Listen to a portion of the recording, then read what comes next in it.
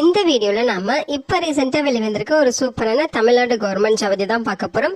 இந்த நோட்டிபிகேஷன்ல வேரியஸ் டைப்ல உங்களுக்கு போஸ்டிங்ஸ் இருக்கு. ஒவ்வொரு போஸ்டிங் பொறுத்து சேலரி குவாலிஃபிகேஷன் வேரி ஆகுது. மேக்ஸிமம் உங்களுக்கு 18,000 வரைக்கும் பர் மந்த்துக்கு சேலரி சொல்லியிருக்காங்க. இது இல்லாம சம் அலவன்சஸ்மே உங்களுக்கு ப்ரொவைட் பண்ணுவாங்க. முக்கியமா பத்தின உங்களுக்கு அப்ளை பண்றதுக்கு எந்த ஒரு கம்யூனிட்டிக்கும் அப்ளிகேஷன் ஃபீஸ் எக்ஸாமினேஷன் ஃபீஸ் எதுவுமே கிடையாது. எல்லாருமே ஃப்ரீயாவே ஆஃப்லைன்ல அப்ளை பண்ணிக்கலாம். அதே மாதிரி உங்களுக்கு ரிட்டன் எக்ஸாமினேஷன்ஸும் கிடையாது. டைரக்டா இன்டர்வியூ வச்சு தான் ரெக்ரூட் பண்ண போறாங்க. Minimum qualification 8th standard pass பண்ணியிருந்தாலே போதும். அதுக்கு மேல 10th 12th any degree diploma ID அப்படின்னு சொல்லி நீங்க என்ன படிச்சிருந்தாலுமே நீங்க எலிஜிபிள் தான். லாஸ்ட் டேட் ஜூலை 31ஆம் தேதி வரைக்கும் அப்ளை பண்ண டைம் கொடுத்துருக்காங்க. மேல் அண்ட் ஃபீமேல் எல்லாருமே எலிஜிபிள். இதோட அபிஷியல் நோட்டிபிகேஷன் அண்ட் எலிஜிபிலிட்டி பத்தின டீடைல்ஸ் இப்ப நான் பிரீஃபா எக்ஸ்பிளைன் பண்றேன். வீடியோவை ஸ்கிப் பண்ணாம முழுமையா பாருங்க. அதுக்கு முன்னாடி நீங்க இப்பதான் இந்த சேனலுக்குள்ள முதல் முறையா வரீங்க அப்படின்னா மறக்காம நம்ம சேனலை சப்ஸ்கிரைப் பண்ணிட்டு பெல் சிம்பல் பிரஸ் பண்ணி ஆல்கிற நோட்டிபிகேஷன்ல செட் பண்ணிக்கிங்க. அப்பதான் நாங்க கொடுக்குற எல்லா கவர்மெண்ட் ஜாப் அப்டேட்டுமே நீங்க மிஸ் பண்ணாம நோட்டிபிகேஷனா தெரிஞ்சுக்க முடியும். இந்த ரெக்ரூட்மெண்ட் ரிலேட்டடான அப்ளை லிங்க் நோட்டிபிகேஷன் லிங்க் எல்லாமே இந்த வீடியோட டிஸ்கிரிப்ஷன்லயும் ஃபர்ஸ்ட் கமெண்ட்லயும் பின் பண்ணிருக்கேன். செக் பண்ணி பாருங்க. மறக்காம இந்த வீடியோக்கு ஒரு லைக் கொடுத்துருங்க. நீங்க கொடுக்குற லைக் தான் எங்களுக்கு அடுத்தடுத்த வீடியோ போறதுக்கான மிகப்பெரிய மோட்டிவேஷனா இருக்கும். இப்போ வாங்க நம்ம வீடியோக்குள்ள போகலாம்.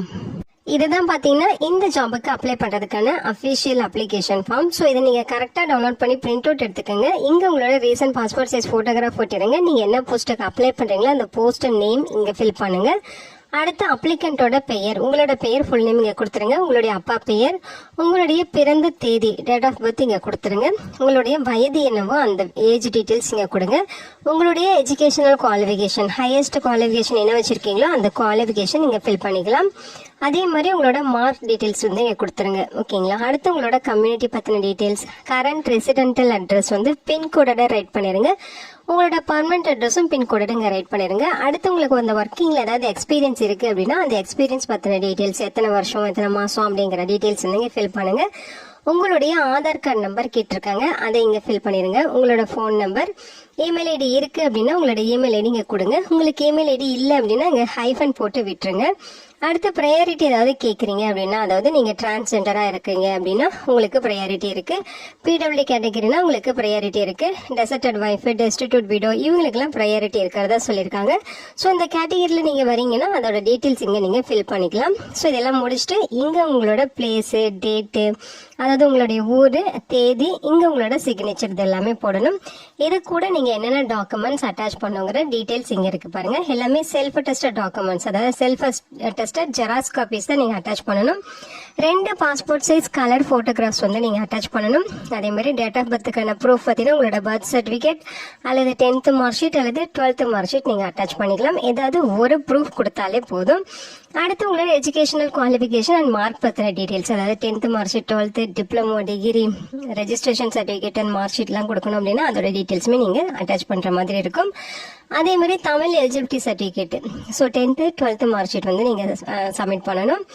நெக்ஸ்ட் பார்த்தீங்கன்னா ரெசிடென்சி ப்ரூஃப் கேட்டிருக்காங்க. நேட்டிவிட்டி சர்டிஃபிகேட் இருந்தால் அதை கொடுக்கலாம், அல்லது வாட்டர் ஐடி, அல்லது பஞ்சாயத்து, முனிசிபாலிட்டி, கார்பரேஷன் அதில் வந்து நீங்கள் டேக்ஸ் ரெசிப்ட் வந்து வாங்கியிருக்கீங்கன்னா அதோட டீட்டெயில்ஸ் கொடுக்கலாம். அல்லது ஆதார் கார்டோ அல்லது ரேஷன் கார்டு ஏதாவது ஒரு ப்ரூஃப் வந்து நீங்கள் சப்மிட் பண்ணாலே போதும். அடுத்து உங்களோட கம்யூனிட்டி சர்டிஃபிகேட், அடுத்து பற்றி உங்களுடைய கேரக்டர் சர்டிஃபிகேட், குரூப் பி அல்லது குரூப் பி ஆஃபீஸர்ஸ் கிட்ட நீங்கள் சர்டிஃபிகேட் புதுசாக வாங்கி தான் சப்மிட் பண்ணணும். 3 மந்த்துக்குள்ளே வாங்கின சர்டிஃபிகேட்டாக இருக்கணும். ஓகேங்களா. அடுத்து உங்களுடைய நீங்க லாஸ்டா படிச்சுட்டு இருந்த இன்ஸ்டிடியூஷன்ல உங்களோட கேரக்டர் சர்டிஃபிகேட் கொடுத்திருப்பாங்க. கேரக்டர் அண்ட் கான்டாக்ட் சர்டிஃபிகேட் இருக்கும். அதையும் நீங்க சப்மிட் பண்ற மாதிரி இருக்கும். இன்கேஸ் நீங்க பிடபிள்யூ கேட்டகரி அதாவது டிஃப்ரெண்ட்லி ஏபிள்டு பர்சனா இருக்கீங்க அப்படின்னா பிடிஓ ஆஃபீஸர் கிட்ட அதுக்கு ஒரு சர்டிஃபிகேட் வாங்கணும். ஸோ அதையுமே நீங்க வாங்கி ப்ரூவ் பண்ணணும் அப்படிங்கிற மாதிரி சொல்லியிருக்காங்க. அதே மாதிரி பாத்தீங்கன்னா experience and Covid work experience இருந்துச்சுன்னா அதோட சர்டிஃபிகேட், நோ அப்ஜெக்ஷன் சர்டிஃபிகேட், வேற ஏதாவது ஸ்பெஷல் ரெக்கார்ட்ஸ் இருக்குன்னா அதுக்கான சர்டிஃபிகேட்ஸ் எல்லாமே self attested xerox copies attach பண்ணி அவங்க சொல்லியிருக்க அட்ரஸுக்கு ரெஜிஸ்டர் போஸ்ட் மூலமா நீங்க அப்ளை பண்ணணும். ஓகேங்களா. ஸோ இதான் அப்ளிகேஷன் சென்ட் பண்ண வேண்டிய அட்ரஸ். செயலாளர், மாவட்ட நலவாழ்வு சங்கம், மாவட்ட சுகாதார அலுவலர், மாவட்ட சுகாதார அலுவலகம், முதன்மை கல்வி அலுவலர் அலுவலக மேல்தளம், சிவகங்கை மாவட்ட ஆட்சியர் பெருந்திட்ட வளாகம், சிவகங்கை. ஸோ இந்த அட்ரஸ்ல தான் நீங்க அப்ளிகேஷன்ஸ் வந்து சப்மிட் பண்ணணும். ரெஜிஸ்டர் போஸ்ட் மூலமா தான் உங்களை அப்ளை பண்ண சொல்லியிருக்காங்க. நார்மல் போஸ்ட் அவங்க ரெக்கமெண்ட் பண்ணல. ஓகேங்களா. இதுதான் அஃபிஷியல் நோட்டிஃபிகேஷன். இந்த நோட்டிஃபிகேஷன் சிவகங்கை மாவட்டத்திலிருந்து ரிலீஸ் பண்ணியிருக்காங்க. ஸோ இதில் பார்த்தீங்கன்னா உங்களுக்கு போஸ்டிங்ஸ் எங்கெங்க இருக்கும் அப்படிங்கிறது சொல்லியிருக்காங்க பாருங்க. சிவகங்கை மாவட்டத்துல நியூவா இப்போ தொடங்கப்பட்டிருக்க சங்கராபுரம் ஆரம்ப சுகாதார நிலையம், அதாவது புதுவையல் வட்டாரத்துல இருக்க ஆரம்ப சுகாதார நிலையம், மானாமதுரை நகர்ப்புற ஆரம்ப சுகாதார நிலையம் மற்றும் சிவகங்கை மாவட்டத்தில் இருக்க தேசிய நலவாழ்வு குழுமத்துல உங்களுக்கு போஸ்டிங்ஸ் இருக்குன்னு சொல்லியிருக்காங்க. ஜூலை 31ஆம் தேதி வரைக்கும் இந்த போஸ்ட்டுக்கு நீங்க ஆஃப்லைன் மூலமா அப்ளை பண்ணிக்கலாம். ஃபர்ஸ்ட் பாத்தீங்கன்னா உங்களுக்கு மருந்தாளுநர் கேட்டகரியில 2 போஸ்டிங்ஸ் இருக்கு. சங்கராபுரம் மானாமதுரையில உங்களுக்கு போஸ்டிங்ஸ் இருக்கு. பிளேஸ் ஆஃப் போஸ்டிங்குமே மென்ஷன் பண்ணிருக்காங்க. ஸோ அந்த போஸ்ட்டுக்கு அப்ளை பண்ண நீங்க 12ஆம் வகுப்புல சயின்ஸ் எடுத்து படிச்சிருக்கணும்னு சொல்லியிருக்காங்க. அதோட ஏதாவது ஒரு அங்கீகரிக்கப்பட்ட கல்வி நிறுவனத்துல டிஃபார்ம் அல்லது பிஃபார்ம் கோர்ஸ் கம்ப்ளீட் பண்ணிருக்கணும். தமிழ்நாடு பார்மசி கவுன்சில்ல ரெஜிஸ்டர் பண்ணிருக்கணும்னு சொல்லியிருக்காங்க. ஓகேங்களா? ஸோ 40 வயதுக்குள்ள இருக்கணும். 15,000 ரூபாய் உங்களுக்கு பார்மசிஸ்ட் போஸ்ட்டுக்கு சேலரி இருக்கும். ஓகேங்களா? நெக்ஸ்ட் பாத்தீங்கன்னா ஆய்வக நுட்பனர் நிலை 3 லேப் டெக்னீஷியன் கிரேடு 3 கேட்டகரியில 7 வேகன்சிஸ் கொடுத்துருக்காங்க. ஓகேங்களா? சங்கராபுரம் மானாமதுரை சிவகங்கை மாவட்டத்தில் உங்களுக்கு போஸ்டிங்ஸ் இருக்கும். இதுக்கு நீங்க 12ஆம் வகுப்பு பாஸ் பண்ணிருக்கணும். அவங்க சொல்லியிருக்க மாதிரி diploma course DMLT course 1 year course பண்ணிருக்கணும் அப்படிங்கிற மாதிரி சொல்லியிருக்காங்க. நல்ல கண் பார்வை திறன் இருக்கணும் அப்படிங்கிற மாதிரியும் சொல்லியிருக்காங்க. ஓகேங்களா? 40 வயதுக்குள்ள இருக்கணும். 13,000 ரூபாய் உங்களுக்கு பர் மந்த்துக்கு சேலரி இருக்கும். நெக்ஸ்ட் பாத்தீங்கன்னா செவிலியர், அதாவது ஸ்டாஃப் நர்ஸ் கேட்டகரியில போஸ்டிங்ஸ் இருக்கு. ஸோ ஃபர்ஸ்ட் பாத்தீங்கன்னா உங்களுக்கு 5 வேகன்சி சங்கராபுரம் மானாமதுரையில சொல்லியிருக்காங்க.